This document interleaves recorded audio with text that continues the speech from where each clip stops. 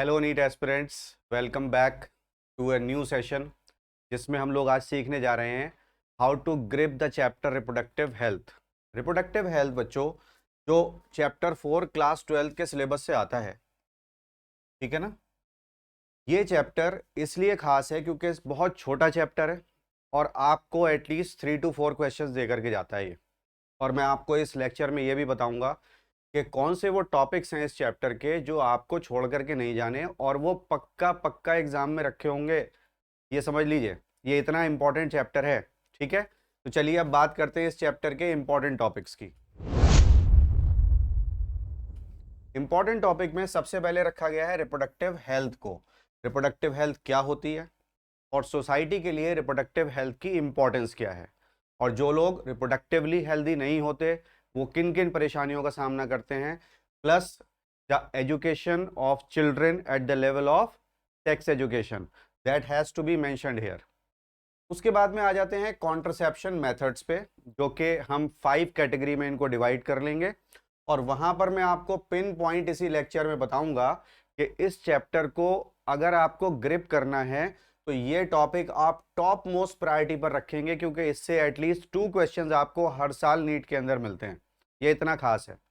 फिर मूव करते हैं एसटीआई, सेक्सुअली ट्रांसमिटेड इन्फेक्शंस, जिसमें कि हमारी एनसीईआरटी बुक में जो गिवन है वो उनमें से खास 3 ऐसे हमको देखने हैं।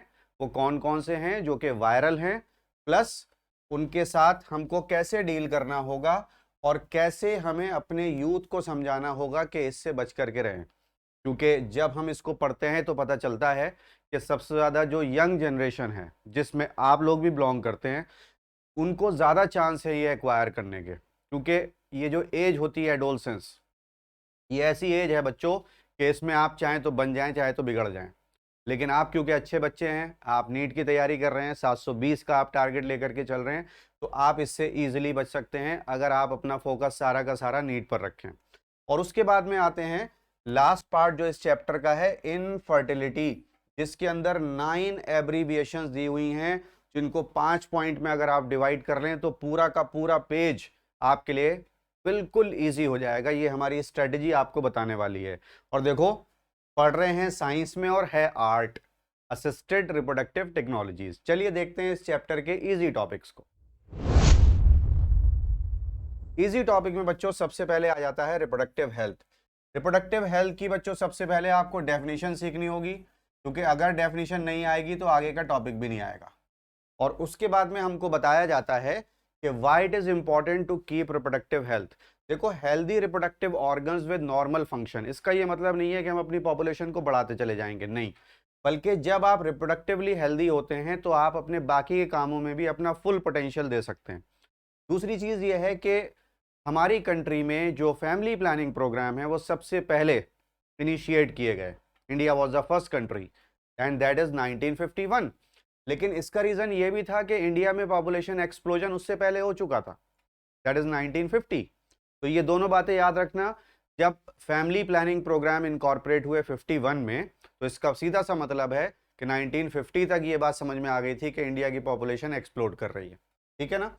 कॉन्ट्रसेप्शन जो मेथड्स हैं बच्चों, इनको 5 कैटेगरी में डिवाइड कर लेते हैं।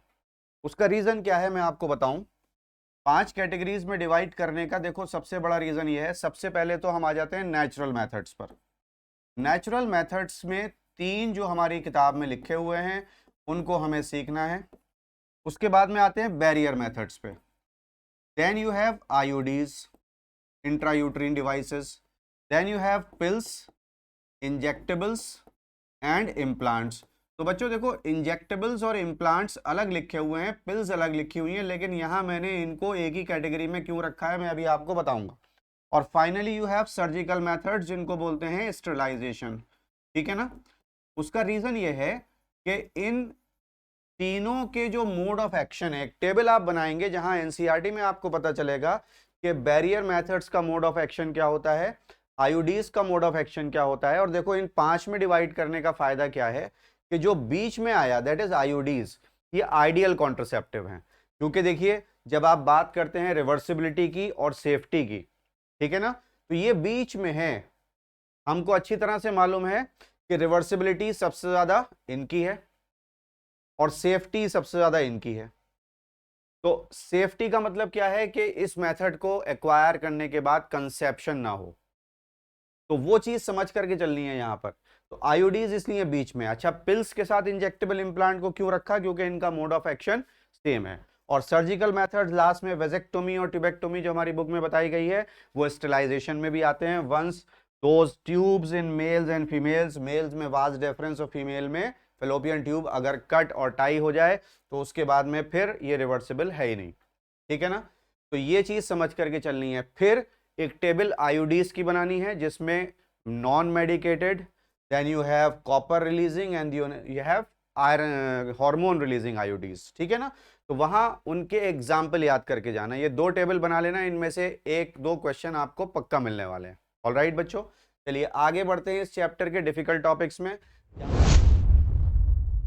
यहां पर आते हैं सेक्सुअली ट्रांसमिटेड इंफेक्शंस, और उसमें याद रखिए 3 एनसीईआरटी में मेंशन है।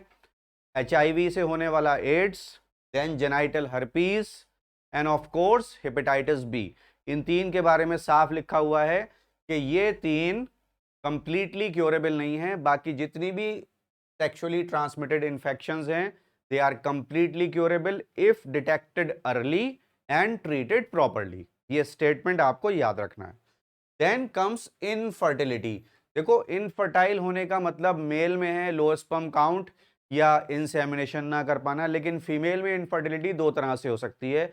या तो ओवरी के अंदर सिस्ट हो जाते हैं, या ओवरी ओवर रिलीज नहीं कर पा रहे हैं, या उसको ट्रांसमिट नहीं कर पा रहे हैं। दूसरा, यूट्रस के अंदर भी सिस्ट हो जाते हैं, यूट्रस कंपैटिबल नहीं होता, जहां पर हम सरोगेट मदर की हेल्प लेते हैं। तो ये जितने भी मेथड्स यहाँ पर हैं जिसमें मेजर हैं GIFT gift, ZIFT gift, in vitro fertilisation, IUI, AI and all, तो उनकी आप एक शॉर्ट नोट बना लेंगे तो आप पाएंगे कि टोटल 5 ही पॉइंट यहां पर बन रहे हैं नो एब्रीविएशन के साथ, ठीक है बच्चों। तो ये इनफर्टिलिटी का टॉपिक बिल्कुल छोड़ करके नहीं जाना है। डिफिकल्ट इसलिए क्योंकि पूरा एक पेज है, लेकिन अगर आप इसको चार्ट वाइज जैसे मैंने बनाया उस फॉर्म में, आपको मैं बता रहा हूं उस फॉर्म में अगर आप इसको लेकर के चलेंगे ये आपके लिए इजी हो जाएगा, क्योंकि इनफर्टिलिटी में ही सारी art assisted reproductive technologies include हो जाती हैं, ठीक है।